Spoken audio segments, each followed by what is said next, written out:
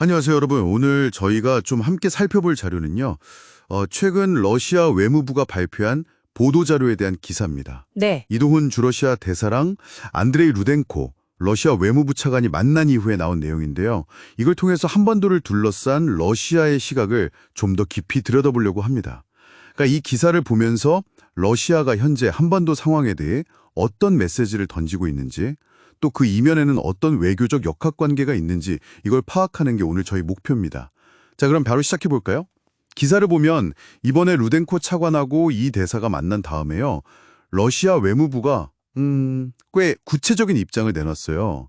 특히 북한 문제 관련해서 어떤 점을 강조했나요? 네, 이게 좀 주목할 만한 부분인데요. 러시아 외무부 보도자료를 보면요. 북한에 대해서 계속 압박 정책을 쓴다거나 아니면 한미일 연합 군사훈련 같은 거 있잖아요. 이런 조치들이 오히려 한반도 문제 해결을 방해한다. 이렇게 명시적으로 지적을 했어요. 그러면서 평화적인 대화 그리고 외교적인 협상 이것만이 유일한 해법이다. 이 점을 분명히 한 거죠. 그러니까 압박보다는 대화에 방점을 찍은 겁니다. 기사에서도 딱 그 점을 짚고 있더라고요. 예전에는 양측이 만나면 그냥 한반도 정세 논의했다 이 정도로 좀 두루뭉술하게 발표했었는데 맞아요. 그랬었죠. 이번처럼 한국의 특정 정책 방향이나 군사훈련을 딱 집어서 비판한 건 상당히 이례적이라는 거죠. 맞습니다. 그 점이 바로 이번 발표의 핵심적인 변화라고 할 수 있습니다.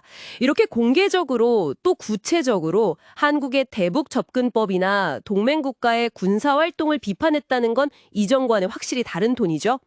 더 넓은 맥락에서 보면요. 이게 단순히 한반도 문제에만 국한된 게 아닐 수도 있어요.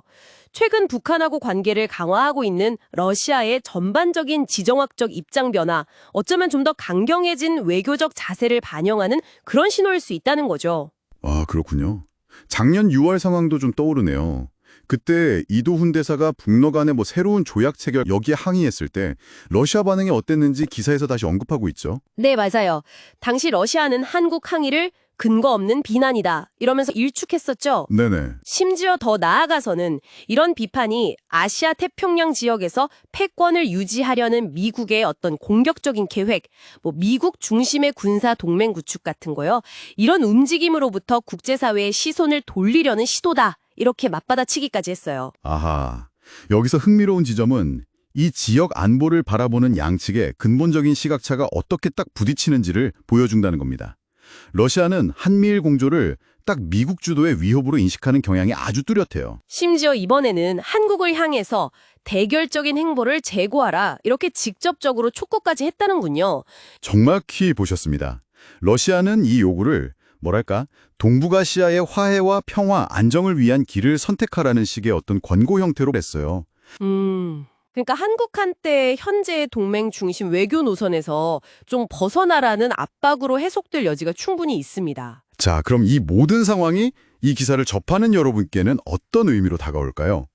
이번 분석을 통해서 우리는 한반도 안보 문제, 특히 한미일 공조 강화 움직임에 대한 러시아의 시각, 그리고 변화하는 입장을 명확히 확인할 수 있었어요. 그렇습니다. 그리고 이건 또 한국 외교가 처한 복잡한 현실을 보여주는 거죠.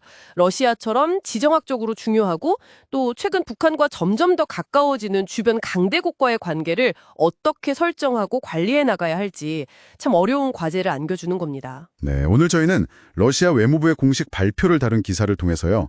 북한 문제와 영내 군사훈련에 대한 러시아의 최근 외교적 입장을 좀 깊이 살펴봤습니다.